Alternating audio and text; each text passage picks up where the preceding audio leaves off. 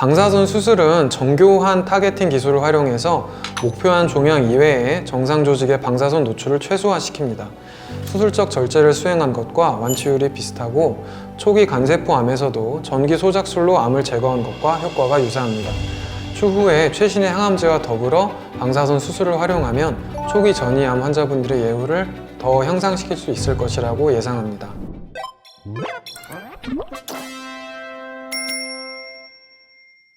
안녕하세요 여러분, 저는 카톨릭대학교 인천성모병원 혈액종양내과의 조장호입니다. 오늘은 방사선 수술이란 무엇인가요? 라는 주제로 고대 안산병원 방사선종양학과 임채용 교수님을 모시고 말씀 나눠보도록 하겠습니다. 교수님 소개 부탁드리겠습니다. 안녕하세요. 고대 안산병원 방사선종양학과에서 암 환우분들에게 방사선 치료를 진행하고 있는 임채용입니다. 오늘 폐암 무엇이든 물어보세요에 불러주셔서 감사합니다. 교수님, 저희가 암을 치료할 때 방사선 치료, 항암 치료, 수술 보통 이렇게 얘기를 많이 하는데요. 방사선 수술이란 용어는 조금 낯선 것 같습니다. 방사선 수술이란 무엇인가요? 수술처럼 암을 도려낼 수 있다는 뜻일까요? 방사선 수술은 방사선 치료의 일종인데 한 달에서 두 달 동안 20번에서 30번 가량 치료해야 하는 기존의 방사선 치료와 달리 짧게는 1번, 길게는 5번 정도까지 짧은 시간 동안 높은 양의 방사선을 조사하는 치료 방법입니다. 일반적으로 방사선은 잘게 나누어 치료할수록 그 힘이 약해지는데 암 치료의 힘이 떨어지는 것보다 정상세포의 부작용을 감소시킬 수 있는 폭이 더 크기 때문에 고전적인 방사선 치료는 일반적으로 길게 진행됩니다. 즉 상대적인 치료적 유익이 높아지는 것인데요. 방사선 수술은 정교한 타겟팅 기술을 활용해서 목표한 종양 이외에 정상 조직의 방사선 노출을 최소화시킵니다.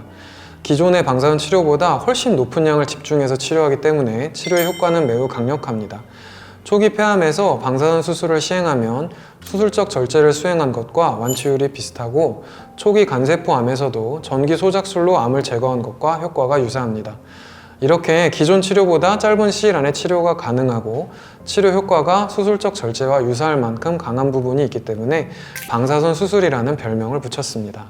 방사선 수술이 칼을 대지 않고도 그렇게 강력한 효과를 낼 수 있다니 참 놀라운 것 같습니다. 그러면 모든 폐암에서 방사선 수술이 가능한 걸까요? 네, 방사선 수술은 상당히 높은 선량을 사용하기 때문에 치료 범위가 넓으면 사용하기가 어렵습니다. 예를 들면 방사선 치료가 흔히 사용되는 3기 폐암에서는 원발 종양과 종격동에 전이된 임파절 주변을 포함해서 치료를 하는데요.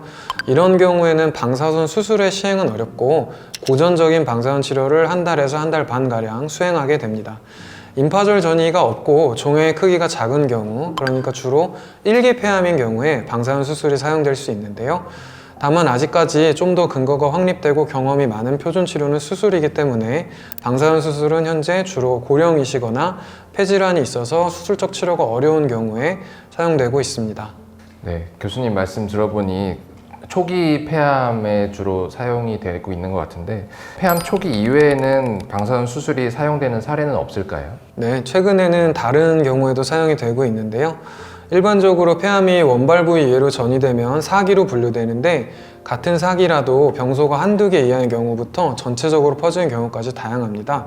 최근에는 3개에서 5개 이하의 전이가 있는 초기 전이 환자들을 대상으로 방사선 수술을 수행한 연구들이 크게 늘어났는데요. 저희 팀이 최근에 진행한 메타 분석 결과에 따르면 4기 초에 해당하는 희소전이 폐암의 경우 방사선 수술이나 수술적 절제를 수행한 군에서 2년 생존율이 약 58.4%였던 반면 고전적인 항암제나 고식적 치료를 수행한 경우에는 31% 정도였습니다.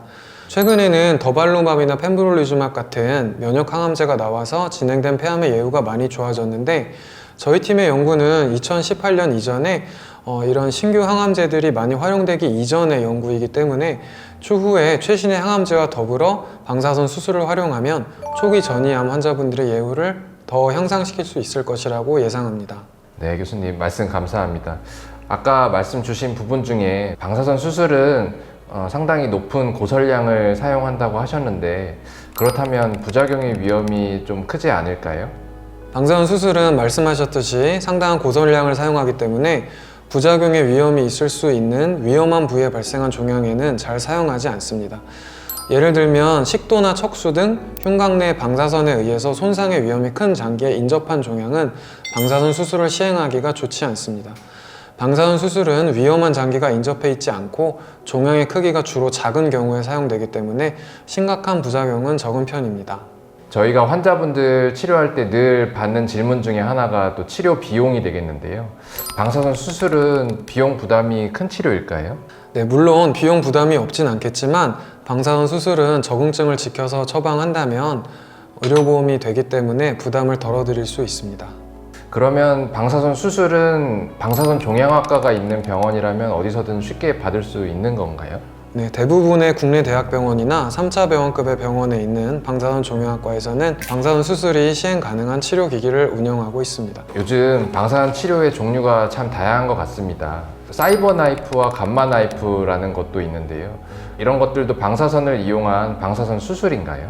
사이버 나이프나 감마 나이프는 작은 목표 종양을 정밀하게 조준하는 방사선 수술을 할 수 있도록 특화되어 설계된 기계이고요. 방사선 수술도 크게 보면 방사선 치료의 일종이라고 볼 수 있습니다. 사이버 나이프는 전자를 가속시켜 엑스레이를 발생시키는 소형 선형 가속기를 사용하고, 감마 나이프는 방사선 동위원소를 활용하여 감마선을 발생시키는 원리입니다. 주요 대학병원 방사선 종양학과에 있는 방사선 치료도 선형 가속기인데, 현재 국내에서 사용 중인 대개 선형 가속기는 종양을 3mm에서 5mm 이내로 정밀하게 조준하여 방사선 수술이 가능합니다. 방사선 수술은 학술 용어가 아니라 일종의 별명이기 때문에 방사선 종양학과에서는 정의 방사선 치료라는 용어를 사용하기도 합니다. 네, 교수님. 그럼 마지막으로 방사선 수술을 받기 전에 폐암 환자나 보호자분들이 좀 알아두어야 할 것이 있을까요? 방사선 수술 자체가 몸에 큰 부담을 주거나 부작용이 많은 편이 아니기 때문에 특별히 무엇을 피하거나 주의해야 할 것은 많지는 않습니다.